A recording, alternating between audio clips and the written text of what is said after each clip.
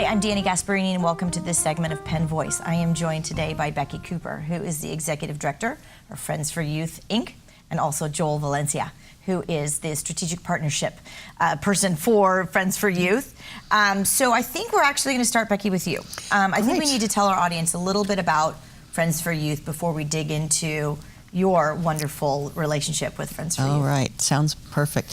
Friends for Youth has been serving a local community for 37 years. We are an organization that matches at-risk youth one-on-one with community adult mentors. And in our history, we have matched around 2,000 youth in these kinds of relationships and matches. In addition to the one-to-one mentoring relationship, we have a lot of group activities, life skills workshops. We're trying to expose youth to new experiences, opportunities, and positive experiences in their lives. And so I have to tell the audience, you and I go way back. We do. And we're not going to tell how long. No, please. But I think we haven't changed a bit. Not a bit. And so over those decades, yes, we'll give that away. Okay. What sort of changed about Friends for Youth? Is it the same sort of wonderful, stable platform and idea, or have there been some things that have ebbed and flowed and worked and not worked during different eras? And good question. It seems like just the real core and vision of our organization of connecting youth, positive adults and youth, is the heart of our mission, and it's what youth continue to need a lot of. Subsequent generations, and you mentioned decades, if you look at those over time recently, each generation, youth get less and less adult time just by the nature of our society and how often, how many jobs people work at, and two parents working. So in that respect, not a lot has changed. What maybe has evolved is the mentoring field itself and the world's sort of catching up with us and realizing how critical that need is for youth. So since I've been involved for the last 37 years, there I'm giving that away.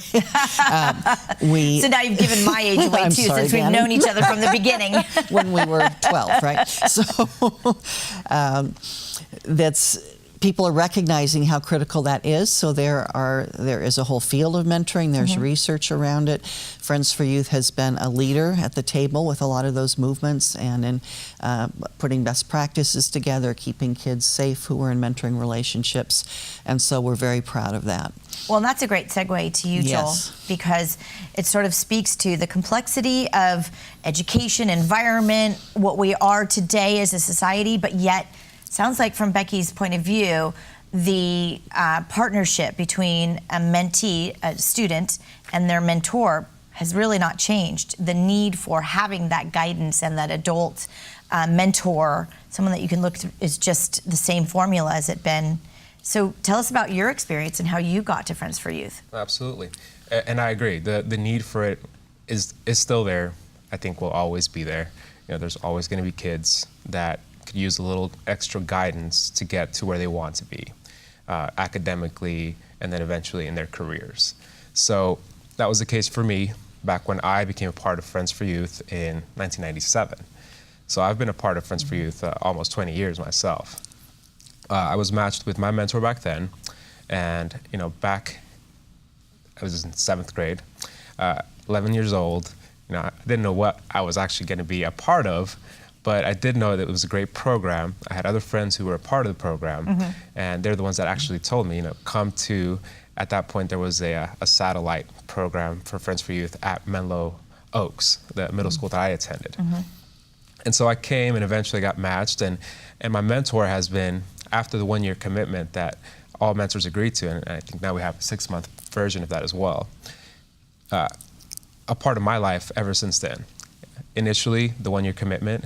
Eventually, he helped me get into Eastside College Preparatory in East Palo Alto, but I had also offered to help me get into other high schools that might be more aligned to what I wanted to accomplish in my life. And then when my parents couldn't stay in this area anymore, back when I was in high school, for the last 2 years, he and his wife offered to have me stay there for the remaining 2 years of high school so that I could finish up there and then go off to college.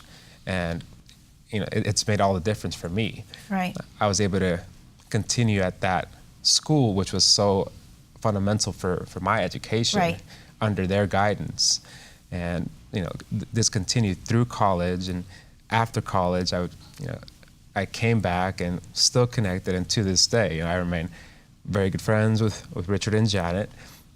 And essentially, they're part of my family at this point. Well, I imagine there's very similar stories to mentors always staying in connection. And now with social media and email, it's really easy for people to connect while you go off to college or go off to different careers. But I want to take it back to that first year for you.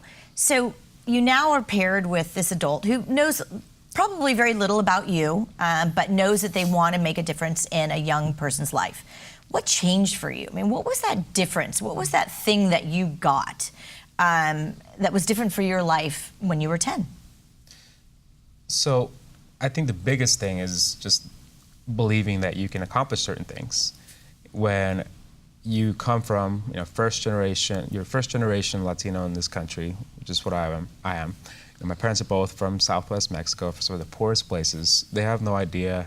And they understand a lot more now because of my experience. Right. But at this point in time, when I'm 11 years old and they've been in this country, 10 years, they don't understand how the college education system works as far as getting there. Right. Probably not even the elementary school system. And getting your kids there. Right. How do you get your kids through high school so that they're positioned to go to the best college they can get into? Mm-hmm. This is something that you don't know when you just came here from a different country and from one of the poorest places in that country. Right. So, I get paired with my mentor who, college grad, engineer in the Bay Area. His wife's an attorney. They both can tell me, this is what you need to do, at least, to get to where you want to be academically and eventually in your career. Mm-hmm. And so that guidance, that extra belief that, now I know this is what I need to do to get there. And, not only that, but having them guide me to the right people who would also help me get there. That's huge. You're connected to a mentor who's connected to other people who can also help you do that. Right. And it's just kind of snowballs from there into whatever you want to do. So Becky, when you're looking for your mentors to pair with folks like Joel when they're in their young youth career, right. Is it academic support? Is it social support? Is it all of the above?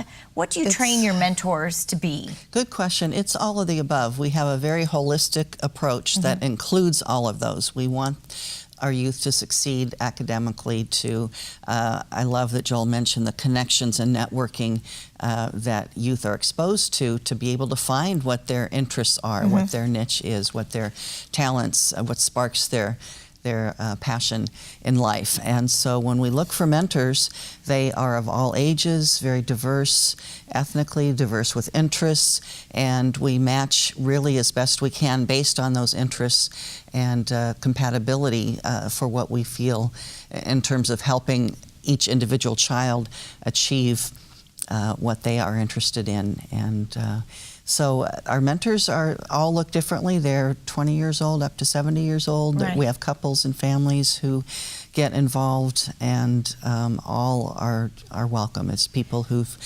succeeded in life, found their way through life, and have a lot to give back. So Joel, I'm going to ask you the last question, and we just have about a minute left.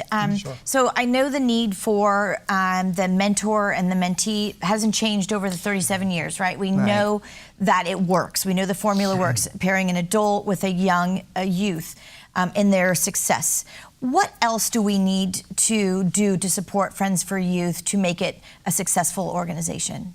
So there's quite a bit that we, as a community, we can do to continue to support Friends for Youth. And, one of the things is that people that are tied into the organization that already know what's going on there and the great work that we do, continue to advocate.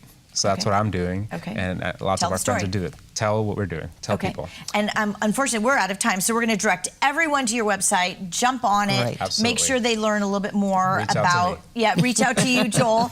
And I want to thank you both for being on this segment of Penn Voice. Thank you for and we'll having see us. all of you next time.